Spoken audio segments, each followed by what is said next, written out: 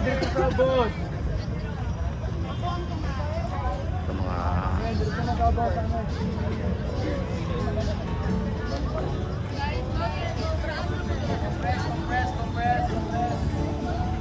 Compress.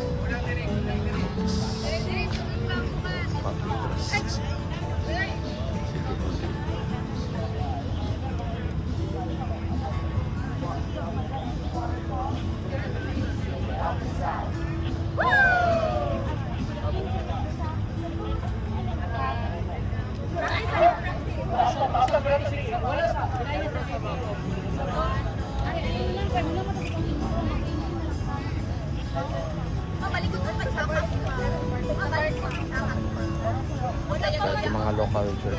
Yung mga local, Okay, one.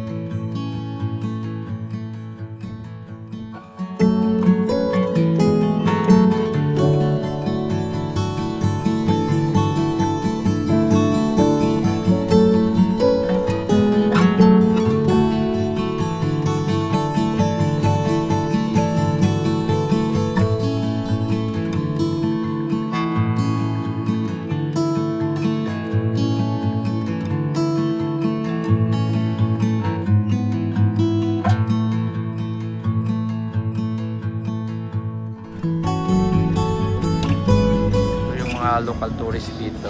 Mabuhay!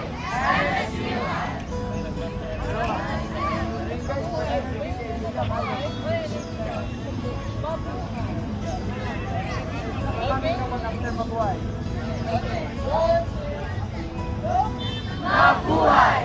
MSUIIT, from the city of majestic waterfalls to the green city of the south, Cebu City!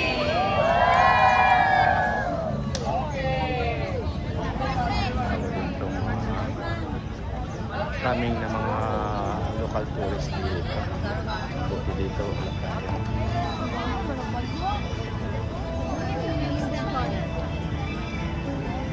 Puro pa natin.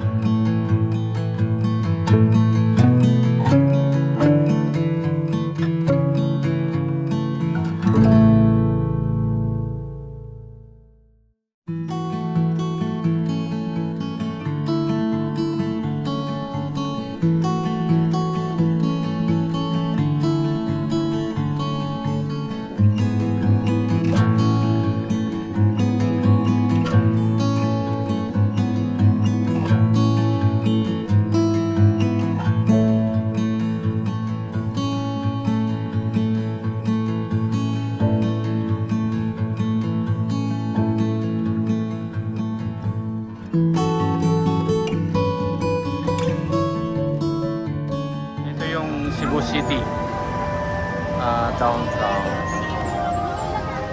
Dami ding mga tao.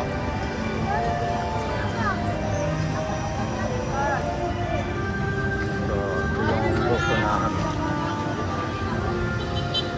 Mga kagrupo namin. Mga souvenir dito.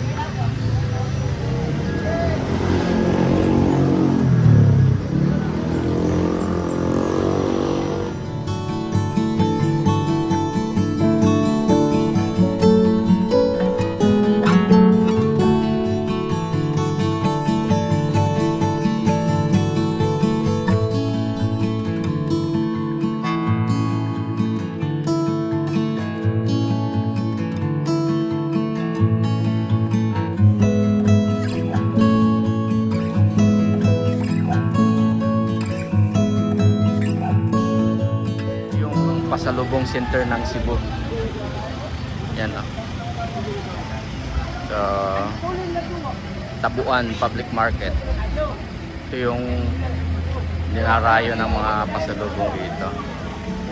So, sabi nila mas maganda daw doon sa Inday. Ito yung sasakyan namin.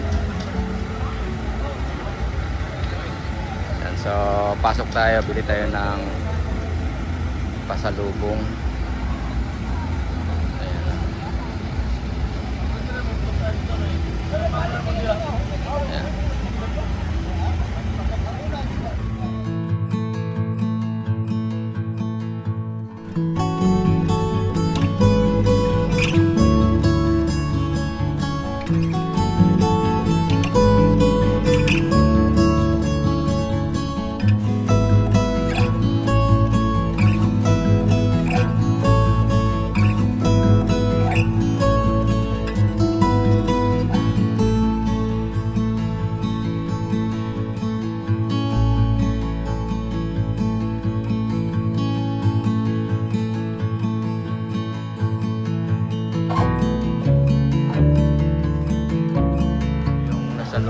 Dami dito, mga dried fish. Ayan o. May mga danggit. Nokos. Ayan. Mga pasalubong dito. Utap.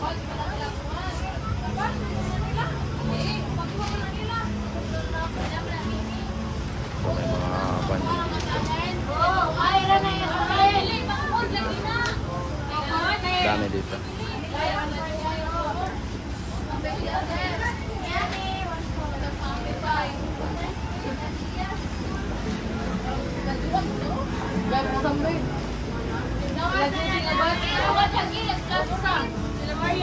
Pwede kayo? Ha? Pwede magkuhan? Mag-interview? Dili lang siya, maulaw siya.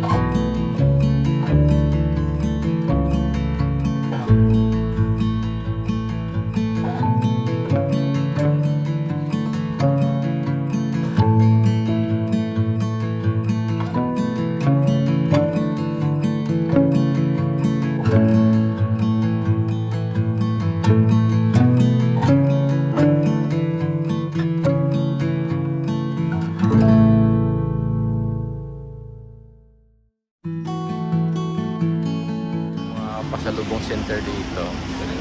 Dito tayo sa labas. Ayan o. So, nakalehera lahat yung mga binta nila dito sa labas.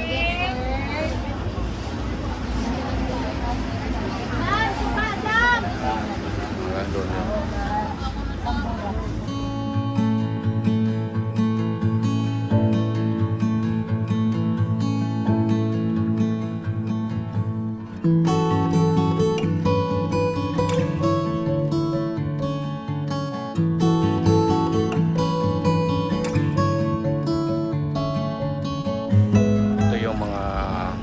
Pasalubong center dito, usually mga dried fish. So hanggang yan, hanggang dito dami ding na bumibili, local at saka international, para pasalubong. Ganyan din yung mga tao dito, mga pasalubong.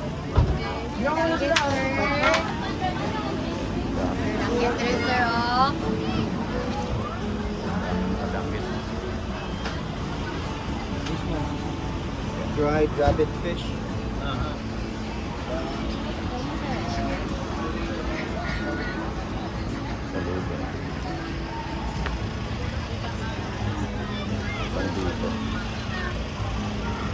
Dito. Ay, hindi. Ayaw ko. Online, hindi ko nagtitinda. Bumili ka lang ng motor. Sa kabila naman yung mga dry goods doon. Kaya ito yung mga parking area dito. Ang dami namang mga nagpa-park dito. So ito yung mga iwan dito.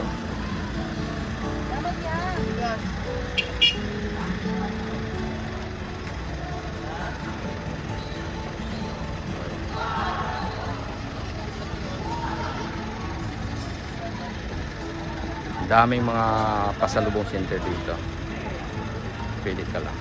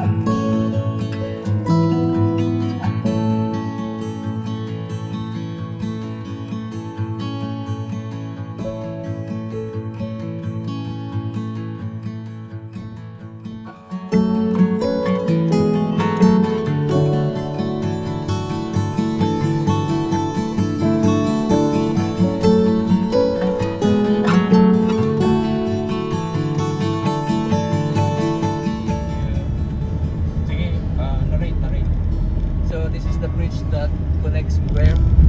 From Cebu City to Cordova.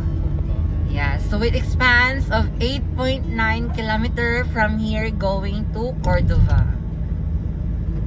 Yeah. Cordova is another city or another province? Another No. town. Another town. Still in Another Cebu- town. Cebu province. Yes.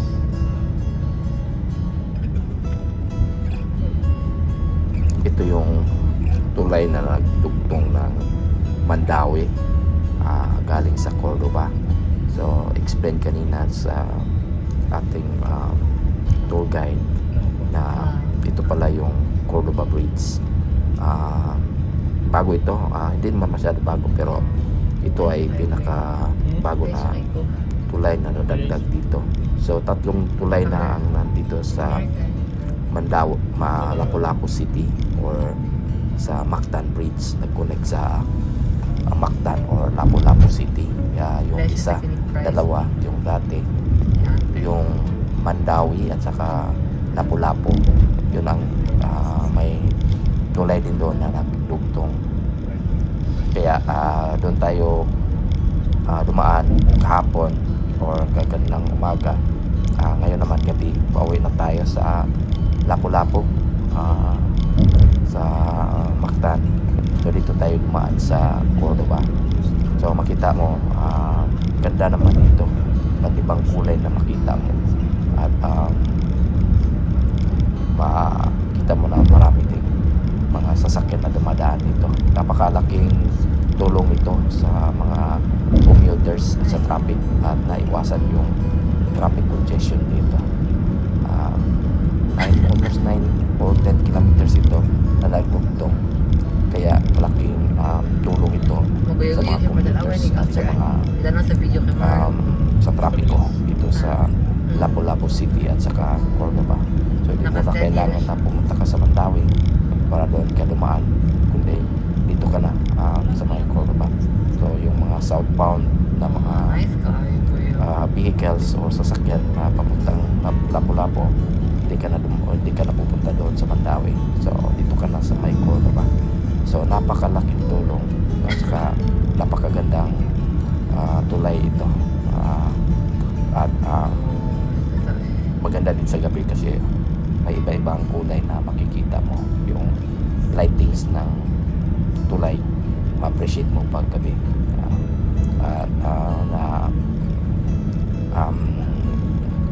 Swertihan din natin na dito tayo naggabihan at nakadaan dito naggabi para makita na ma-appreciate natin ito sa gabi, kasi iba din yung experience pag umaga, pero pag gabi iba din.